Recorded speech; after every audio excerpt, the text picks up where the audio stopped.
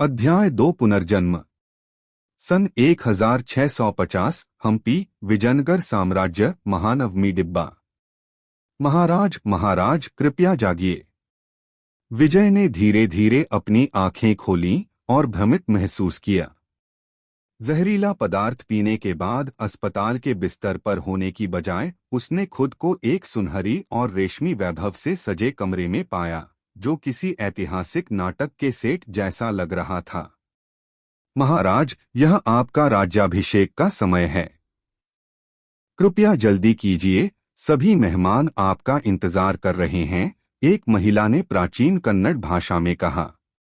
उसकी काली चमकदार बाल और सुंदर साड़ी उसकी सुंदरता को बढ़ा रही थी।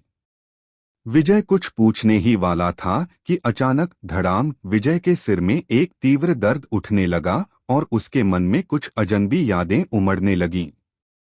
वह अपने सिर को कसकर पकड़े, उस दर्द को कम करने की कोशिश करने लगा।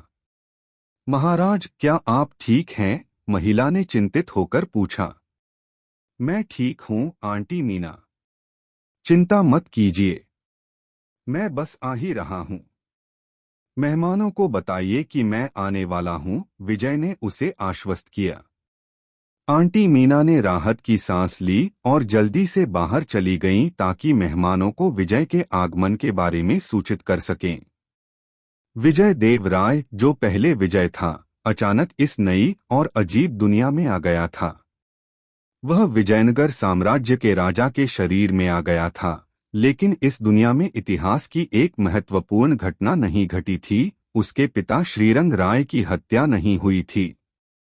इस बदली हुई दुनिया में विजय के पिता हाल ही में बीमारी के कारण गुजरे थे और वह अब राज्य के एकमात्र उत्तराधिकारी थे। उसकी मां का निधन उसके जन्म के समय ही हो गया था और अब राज्य की जिम्मेदारियों का बोझ उसके कंधों पर था।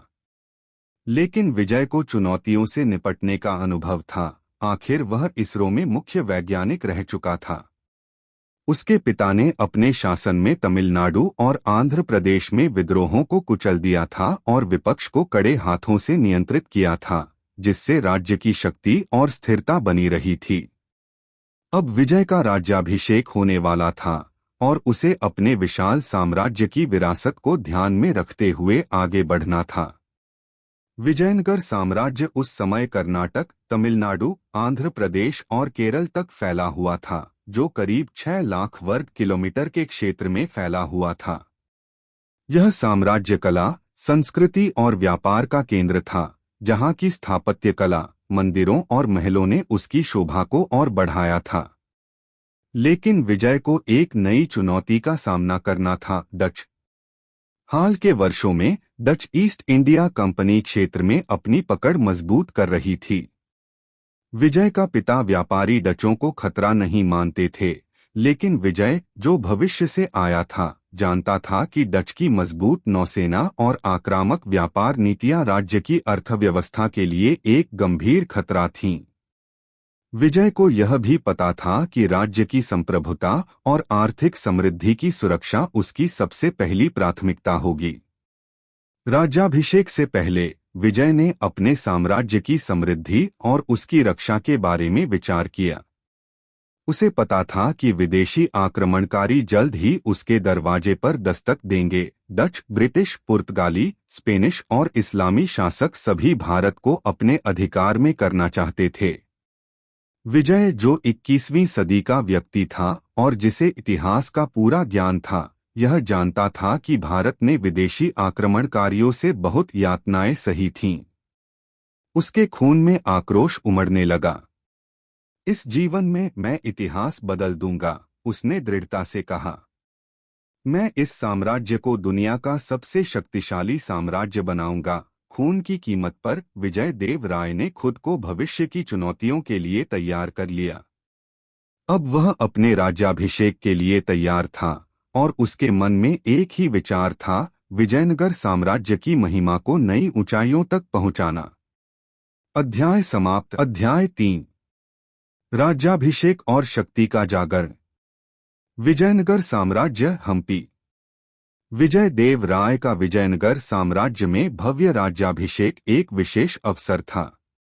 देश के हर कोने से लोग अपने नए राजा को सिंहासन पर विराजमान होते देखने के लिए इकट्ठे हुए थे।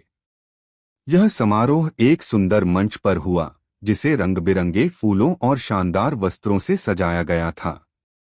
इस पवित्र अवसर का संचालन एक सम्मानित पुजारी राघवेंद्र भट्ट ने किया। उन्होंने यह सुनिश्चित किया कि सब कुछ सुचारू रूप से हो। विजय देव राय के नाना सुनील शेट्टी और मामा रवि शेट्टी भी समारोह में मौजूद थे, जिन्होंने विजय को अपने स्नेह और समर्थन का आशीर्वाद दिया। वे चाहते थे कि विजय को यह एहसास हो कि उनका परिवार उन पर गर्व करता है। समारोह में दो महत्वपूर्ण सैन्य नेता रामैया सेनापति और नरसिम्हा नायक भी उपस्थित थे।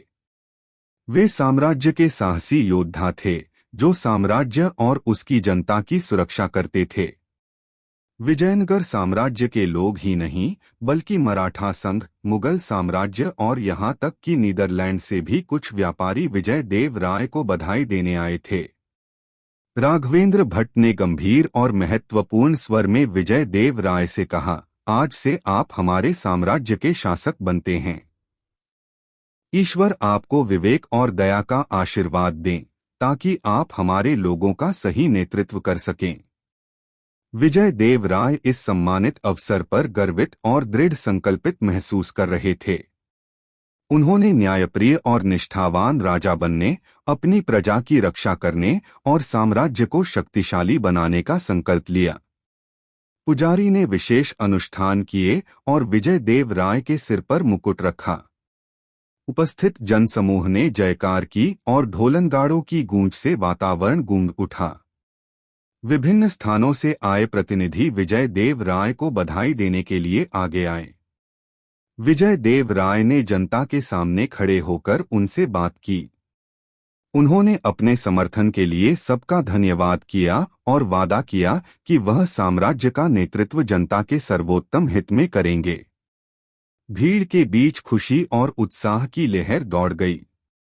उन्हें विश्वास था कि विजय देव राय के नेतृत्व में साम्राज्य निरंतर बढ़ता और समृद्ध होता रहेगा।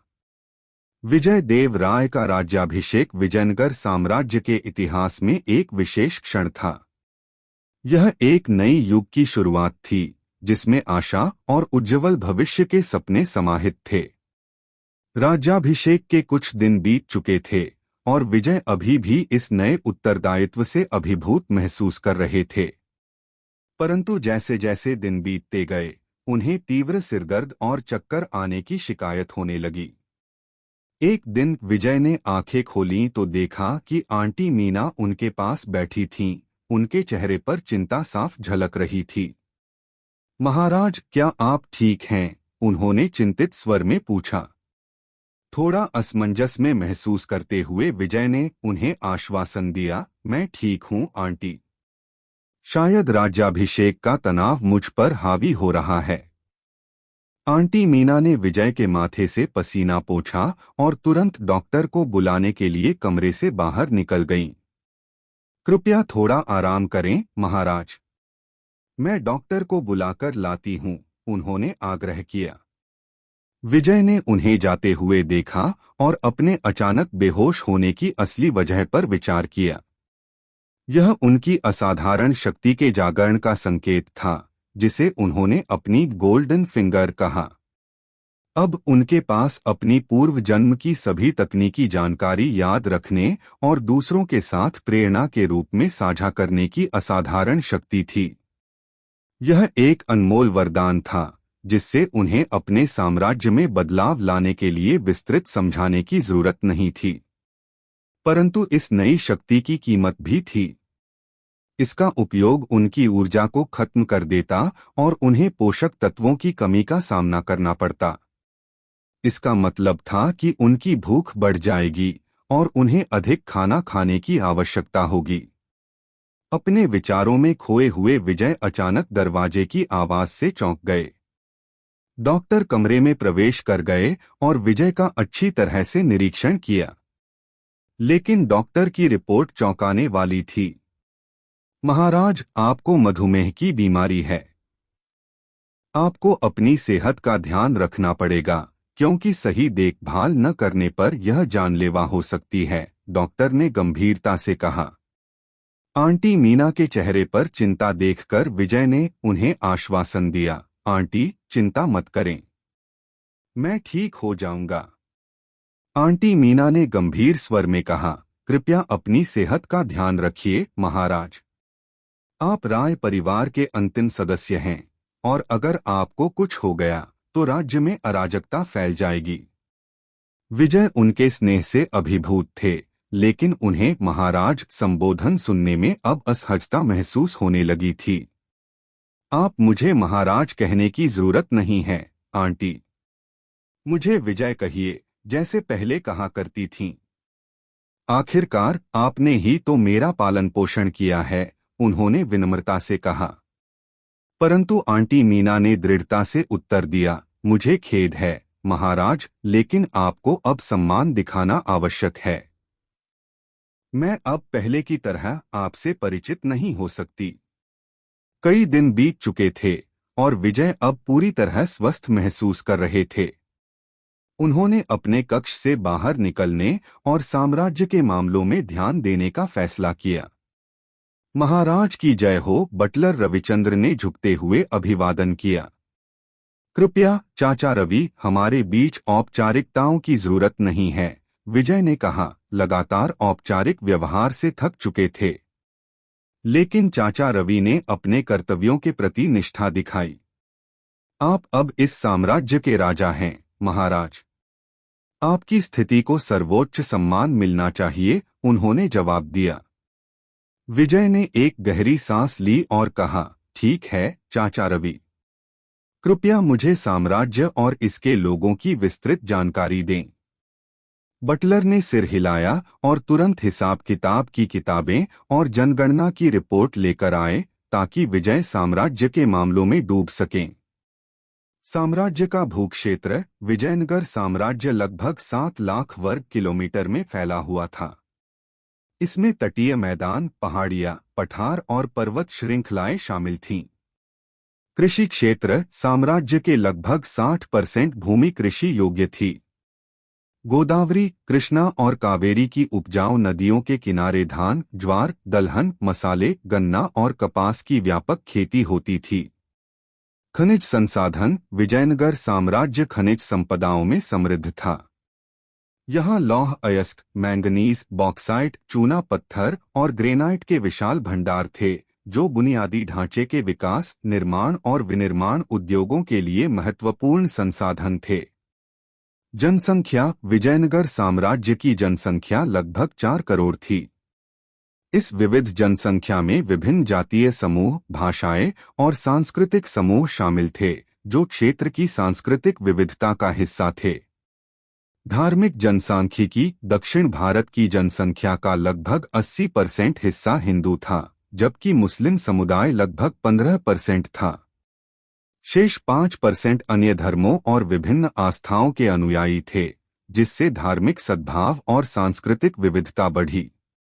राजस्व, कृषि पर आधारित साम्राज्य की वार